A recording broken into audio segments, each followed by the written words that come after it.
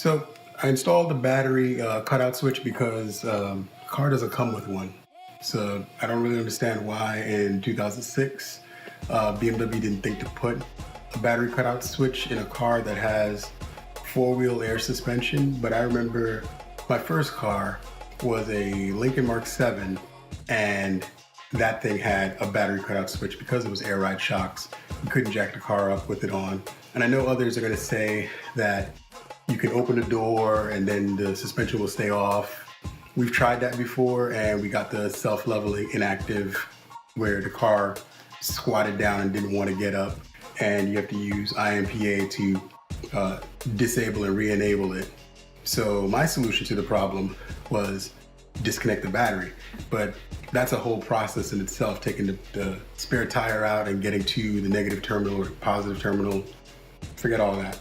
So I put a battery cutout switch on the negative terminal, which you guys will see, and this is after, but as you can see, it's nice and flush. I'm able to put everything down, it's not stopping it, and the lights are on. Enjoy.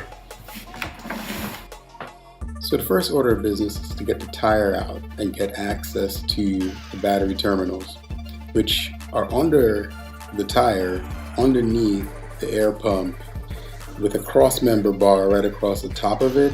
There's so many things in the way of getting to the battery. So you pop the tire out, put it off to the side, and then you have access to the battery terminal wires. There's a negative that's mounted to the body on the left-hand side.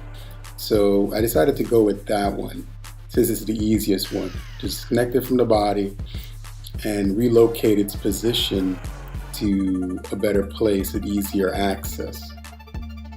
Ideally, I just want to be able to lift the panel up and get right to the switch. I'll list the items in my description, but I went with a 49-inch cable so I have some length, and a basic battery disconnect or cutout switch. This couldn't have come at a better time for me to do this because I actually had to do the brakes that same day. So I would have had to disconnect the battery anyway, so I killed two birds with one stone. This was one of the easiest things I actually installed on this car, and I think everybody could benefit from having something like this when you have air shocks or difficult systems, or even when you need to do any kind of upgrading for the computer. It's perfect. You just flip the switch, you don't have to take everything out, no fuss, and you're done. When you completed the project, you just put it back on. Very simple. And the one I chose essentially has a lockout. So once the key is actually in, the little red key, it locks in place and doesn't come out while the car is on. And then when the car is off and you disconnect it, it comes completely out, showing you that the circuit has been opened.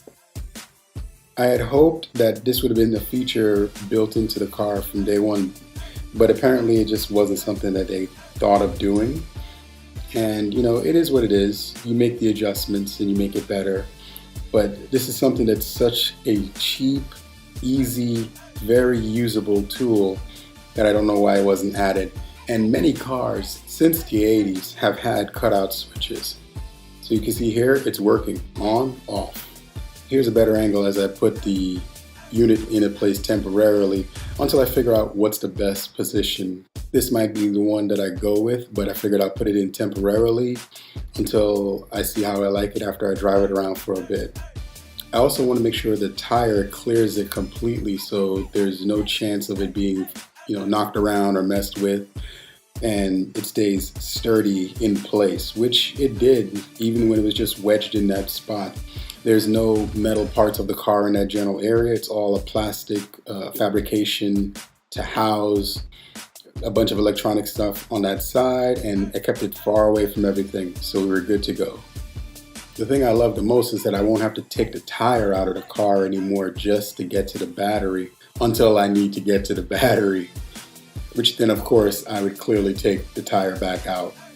I think sometimes people get caught up in having to do major updates to their cars. I'm gonna tune it, I'm gonna do this and do that. But you know what? These little simple things make a huge difference in how you interact with your vehicle. This little switch is perfect.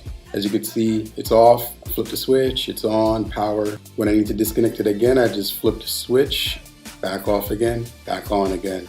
It's such a simple thing, but you know what? It saves time on the next install. Thank you for watching this video. I hope you enjoyed and subscribe.